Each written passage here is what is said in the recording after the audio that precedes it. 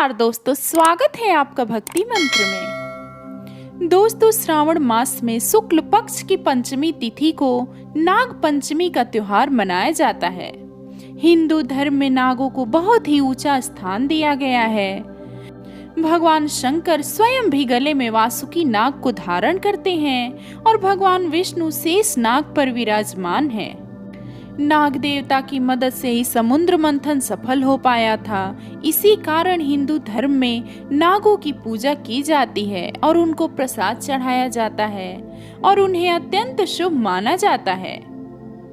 नागों के देवता भगवान शिव को माना जाता है, इसलिए शिव जी के साथ ही उनके नाग पर भी जल और फूल चढ़ाया जाता है। ऐसा करने से काल सर्प दोष से मुक्ति मिलती है। तो दोस्तों, आज मैं आपको नाग पंचमी की कथा सुनाने जा रही हूँ, जो गरुड़ पुराण में बताई गई है।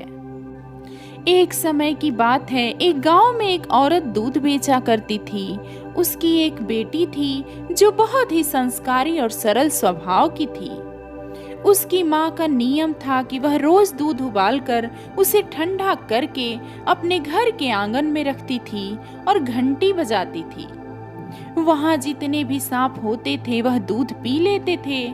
उसने अपनी बेटी से कहा था कि ये सर्प ही तुम्हारे भाई हैं। अगर मैं ना रहूं तो अपने भाइयों को याद कर लेना। कुछ समय बाद जब उसकी बेटी बड़ी हो गई और उसकी शादी एक बहुत ही बड़े घर में हो गई, जिस गांव में उसकी शादी हुई उस गांव के मुखिया के 7 बेटे थे और सबसे छोटे बेटे के साथ उसका विवाह हो गया।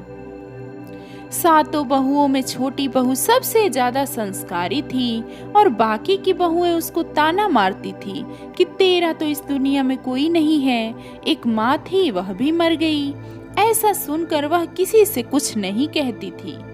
सावन का महीना शुरू हुआ था। सारी बहुएं बहुत खुश थी कि उनके भाई उन्हें लेने के लिए आने वाले थे, क्योंकि वह पूरा महीना अपने मायके में व्यतीत करने वाली थी। सबसे बड़ी बहू छोटी बहू के पास आती है और बोलती है कि तुम्हारा तो कोई भाई नहीं है, अब तुम कहाँ जाओगी? तुमको तो यहीं पर पूरे सावन बैठे रहना पड़ेगा। यह सुनकर छोटी बहू बहुत दुखी हुई और वह रोते रोते एक पेड़ के पास जाकर बैठ गई। उस पेड़ के पास एक छोटा सा बिल था। उस बिल से शेष नाग बाहर आते हैं और उसे याद कर कहते हैं कि तुम्हारी माँ और तुम मुझे दूध पिलाती थी, तुम चिंता मत करो, तुम मेरे साथ नागलोक चलो। शेष नाग मनुष्य का रूप धारण करके छोटी बहू को उसके ससुराल से अपने लोक ले जाते हैं और वहाँ नाग माता से भी उसको बहुत प्यार मिलता है। वहाँ शेष नाग के छोटे छोटे बच्चे थे जिसको नाग माता दूध पिलाती थी। एक दिन की बात है, छोटी बहू को पता नहीं था कि दूध अभी तक ठंडा नहीं हुआ है और उसने गर्म दूध ही सांपों को पीने के लिए रख दिया। जैसे ही सांपों ने दूध पीना शुरू किया, उनका मुंह जल गया और वह बहुत ही क्रोधित हो गए और वह छोटी बहू को डसना चाहते थे, परंतु नाग माता के समझाने पर उन्होंने छोटी बहू को छोड़ दिया। कुछ समय बाद शेष नाग छोटी बहू को ससुराल छोड़ने आए और उसके साथ वादा किया कि अगले सावन वो फिर से उसे लेने आएंगे। इधर छोटे सांप बड़े हो गए थे, पर वह छोटी बहू से बदला लेना चाहते थे। उन्होंने सोचा कि इस बार सावन में उसके घर जाएंगे और उसको डस लेंगे।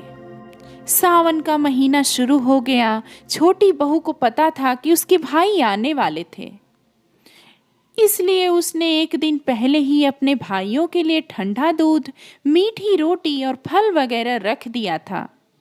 उसने अपने भाइयों के स्वागत के लिए रंगोली भी बनाई और जैसे ही सांप वहां पर आए, उन पर सुगंधित पुष्पों की वर्षा की, उन्हें ठंडा दूध, मीठी रोटी और फल खिलाया और अपनी गलती के लिए माफी मांगी।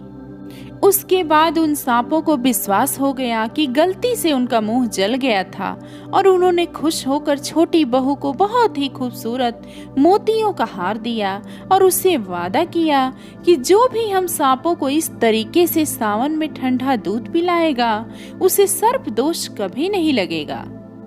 तब से श्रावण मास की शुक्ल पक्ष की पंचमी तिथि को नाग पंचमी का त्योहार मनाया जाता है।